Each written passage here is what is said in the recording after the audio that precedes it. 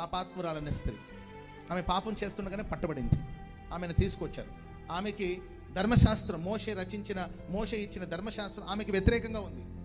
ఏమనంటే పాపం చేసిన స్త్రీని రాళ్లతో కొట్టి చంపాలి. ఇది మోషే ధర్మశాస్త్రం. ధర్మశాస్త్రం ఆమెకి వ్యతిరేకంగా నిలబడింది. ప్రజలందరూ ఆమెకి వ్యతిరేకంగా లేచారు. స్త్రీలు, పురుషులు, చిన్నలు, పెద్దలు అందరూ ఆమెకి వ్యతిరేకంగా లేచారండి.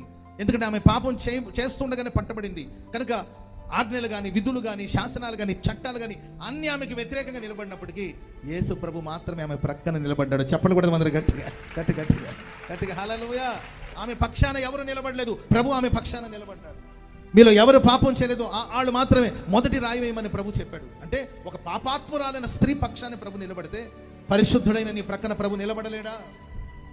ఒక పాపం చేసి పాపం చేత పట్టబడిన ఆ స్త్రీ ప్రక్కన ప్రభు నిలిచి ఆమె మీద ఒక రాయి దెబ్బ తగలకుండా ప్రభు నిలిచి ఆమెను మన్నించి ఆమెను క్షమించి నిలిచిన వాళ్ళందరూ ఎదిరించి ఆమెను రక్షించాడు కదా ప్రభువు. ఇక పాపం చేయొద్దని ప్రభు హెచ్చరించాడు కదా. ఓ పాపాత్మురాలకు ఒక పవిత్రమైన జీవితాన్ని ప్రసాదించి చరిత్రలో ఆమె చిరస్థాయిగా నిలిచిపోయేటట్లు ఆమె చరిత్రను సుచరిత్రగా ప్రభు మార్చాడు కదా. మరి ఒక పాపికే దేవుడు తోడుగా నిలబడగలిగితే నీకు ప్రభు తోడుగా ఉండడా? అనవసరమైన భయాలు. దేవుడు ఉన్నాడా, దేవుడు ఉంటే ఎందుకు ఇలా జరుగుతుంది, దేవుడు ఉన్నాడా, దేవుడు ఉంటే ఇవన్నీ ఎందుకు సంభవిస్తుందనే భయాల మధ్యలో నువ్వు ఉన్నావేమో. బైబిల్ చెప్తుంది, ఆనాడు కాపర్లకు చెప్పిన దేవుడు మీతో అంటున్నాడు, భయపడవద్దు. స్తోత్రం చెప్పండి అందరు గట్టిగా. పక్కన వాళ్ళని చూసి చెప్పండి, మీరు భయపడవద్దని చెప్పండి. మీరు ఒంటరి వాళ్ళని భయపడవద్దు. సదాకాలం ప్రభు మీతో ఉన్నాడు. ఎవరున్నా లేకపోయినా యేసు నీతో ఉన్నాడు.